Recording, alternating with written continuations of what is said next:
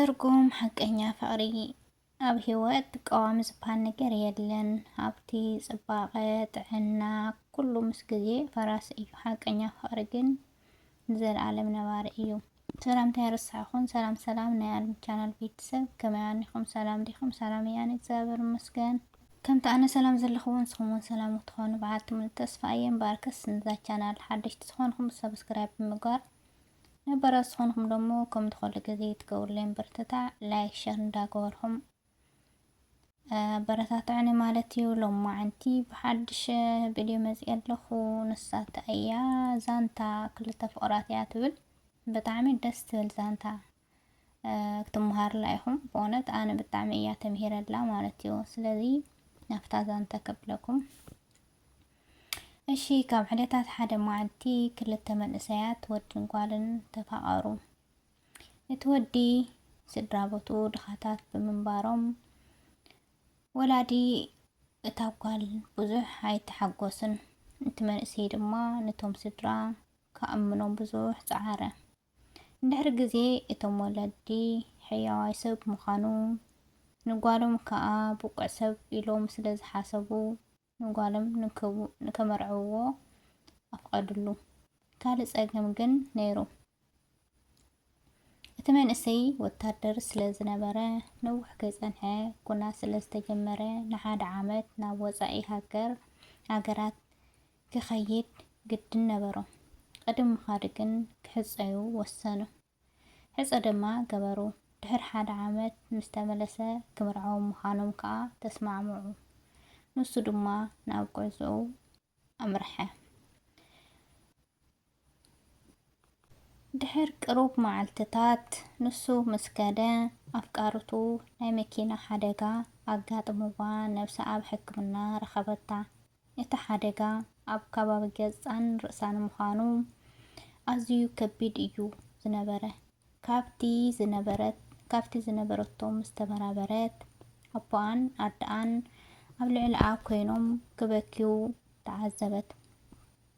ብእንባ ድማ ገለ ፀገም ከም ዘሎ ፈለጠት። ድሕሪኡ ድማ ገፃን ርእሳን ማህረምቲ ከም ዘለዋ ፈለጠት። ኣብ ሓደ እዋን እቲ መልክዐኛ ገፃ ተበላሽዩ እንክትሪኦ ንምቕባሎ ዓቕሙ ሰኣነት። ነብሳ ኣብ መስትያት እናረኣየት ድማ ኣምርራ በኸየት።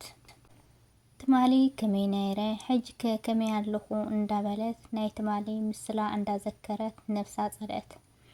ናይ ሕፅያ ጉዳይ ድማ የሻቕላ ብምንባሩ ከምዚ ኢለ ከለኹ ኣይቐበለንን እዩ ኢላ ድማ መደምደም ተሃበት። ዝኣተውዎ መፅውዓ ክትርስዕ ድማ ወሰነት። ድሕር ሕጂ ከምዘይደልያ ድማ ንነፍሳ ኣእመነታ።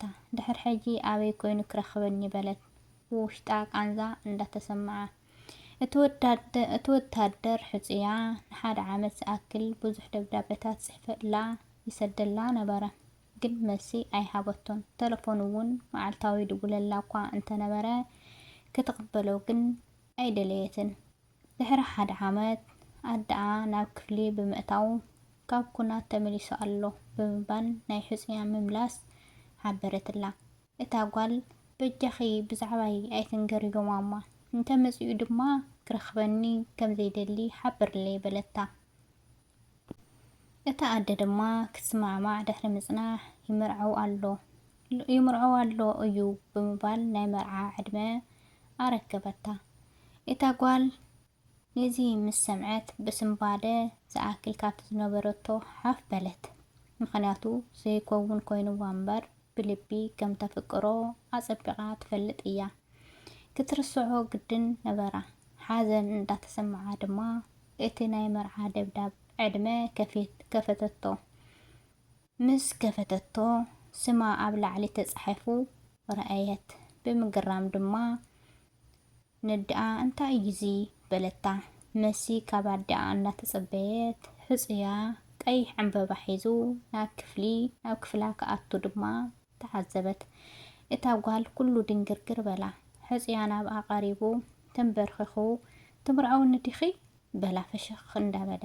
እታ ጓል ነዚ ምስ ረአየት ብኢዳ ገፃ ሸፈነቶ። ገፀይ ከም ቀደም የለን ኣይተደልየንን ኢኻ በለቶ። እትሕፅያ ድማ ብዘይ ፍቓድኺ ስእልታትኺ ኣዲኺ ሰዲዳትሊ እያ። ምስልኺ ምስ ረአኹ ዝተቐየረ ነገር ከም ዘይለ ተረዲእኑ እዩ። ሕጂ እውን እታ ናይ ቀደም ዘፍቅራ ህዋን ምዃንኺ ክገጸልኺ እፈቱ። ገጽኺ እንተተለወጠ ልብኺ ኣይተለወጠን። ሕጂ እውን ከም ቀደምኺ ጽብቕቲ ኢኺ። ኣብ ልዕሊኺ ዘለኒ ፍቕሪ ኣይነከየን የፍቅረኪ እየ ብምባል ሓቀኛ ኣፍቃሪ ምዃኑ ኣረጋገጸላ። መርዓ ደሞ ተመርዐው ብጣዕሚ ቤተሰብ ዝተኣከብሉ ብጣዕሚ ደስ ዝብል መርዓ ደሞ ገበሩ ተፈጸመ።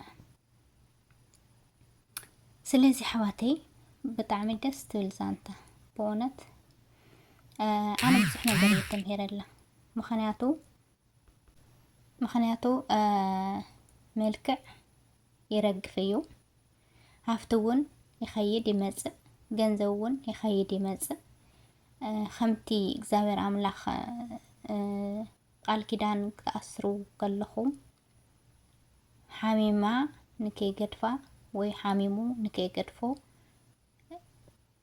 ኢልካ እዩ ሞዶ ቃል ኪዳን ዝእሰር። ስለዚ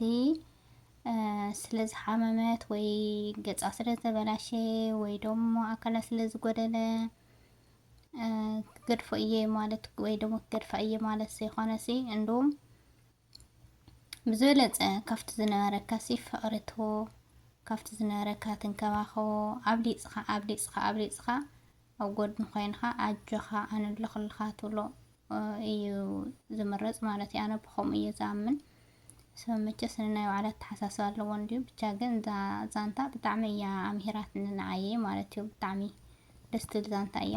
እቲ ወዲሲ ክኸይድ ከሎ ጽብቕትን ቆንጆን ገዲፍዋ ክምለስ ከሎ ደሞ ገጻ ተበላሽዩ ረኺብዋ። ግን ገጻ ስለ ዝተበላሸ ኣነ ይደልየክን ኣይበላን። ከምቲ ናይ ቀደም ይኽኒኸ ምንም ዝተለወጥኽዮ ነገርስ የለን። ሕዚ እውን ጽብቕቲ ይኽኒኸ ይፍቅረክ እየ ይፎቴክ እየ ኢልዋ። ብጣዕሚ ደስ ዝብል ማለት እዩ። ስለዚ ሓዋተይ እግዚአብሔር ኣምላኽ ልቦና ይዓድለና እዩ ብዝበለፀ እግዚአብሔር ኣምላኽ ልቦና ይዓድለና። እግዚአብሔር ኣምላኽ ደሞ ሓቀኛ ኣፍቃሪ ይሃበና። ሓቀኛ ኣፍቃሪ ይዓድለና ይዓድልኩም ማለት እዩ።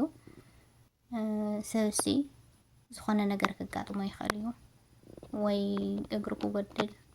ስለዚ ሃፍቲ ይኸይድ ይመጽእ፣ ገንዘብ ይኸይድ ይመጽእ፣ ጥዕና እውን ተሓምም ኢኻ መሊስኻ ከዓ ተሓምም መሊስኻ ከዓ ትድሕን ኢኻ። ስለዚ ሓመመት ገዲፍካያ ትኸይድ ጥዒት ስለ ዝኾነት ምስኣ ትኸውን ወይ ስለ ዘለዋ ምስኣ ትኸውን። ስለዚ ሰኣነት ገዲፍካያ ትኸይድ ዘይኾነሲ ፍቕሪ ክሳዕ ዘለዓለም እዩ፣ ፍቅር እስከ መቃብር ኢሎም። ስለዚ ኣብ ሓደ ግዜ ተፈቂርካሲ ሳዕ መጨረሻ ስለዚ ሓመመ እንደውም ተሓምም ተሎ ወይ ዝኾነ ነገር ኣካል ክጎድል ከሎ ዝኾነ ችግር ክጋጥሞ ከሎ ኣብ ጎድኑ ኮይንካ ትሪት ተገይርካዮ ኣብ ጎድኑ ኮይንካ ኣለኹልካ እጆኻ ትብሎ ተኮይንካ ብጣዕሚ በቃ ሰብሲ እንታይ ዝኣክል ቦታ ኣለዎ እንታይ ዝኣክል የፍቅረን እዩ ለካስ በቃ ሰብነቱ ክትፈልጦ ዘለካሲ ኣብቲ ሽዑ እዋን እዩ ማለት እዩ። ዝኾነ ነገር ገጥሞ ከሎ ምኻድ ዘይኮነሲ ዝኾነ ነገር ገጥሞ ከሎ እንዱም ካፍቲ ዝነበሮ ካፍቲ ቀደም ዝነበሮ ብላዕሊ ትሪት ትገብሮ ትንከባኸቦ ኣጆኻ ትብሎ ኣብ ጎድንካ ኣለኻ ትብሎ ዋላ ሕማቕ እንዳሃለዎ ቆንጆ እኮ ኢኺ ንስኺ እኮ ጽብቕቲ ኢኺ እንዶም ሎሚ ዋላ ዝኾነ ነገር ኣካል ጎዲሉ ወይ ኣካል ጎዲሉሲ ብስሩ ቆንጆ ካፍቲ ናይ ቀደም በቃ ንጉሰይ እኮ ኢኻ ወይ ናይ ቀደም ንግስተይ እኮ ኢኺ ትብሎ ማለት እዩ። ስለዚ ኣሕዋተይ እግዚአብሔር ኣምላኽ ፍርሓት እግዚአብሔር ዘለዎ ዝኾነ ነገር ኮይንካ ገዲፍካ ዝኸይድ ወይ ዝቕየር ዘይኮነ ዘይቀየር ዘለዓለማዊ ዝኾነ ፍቕሪ ይዓድልኩም ማለት እዩ። ይዓድለና ንኹለና። ስለዚ ሓድሽቲ ዝኾንኩም ሰብስክራይብ ምግባር ነበራት ዝኾንኩም ደሞ ከምቲ ኩሉ ግዜ ላይክ ሸር ትገብሩለይ ኣበረታትዕን ኣሕዋተይ ናቱም ብምብርትታዕ ንዓይ ዓብዪ ነገር እዩ እሞ ቀፃሊ ቪድዮ ደሞ ሳዕ ንራኸብ ሰሰናይ ንዓኹም ይፈትወኩም እየ። ባይ ባይ።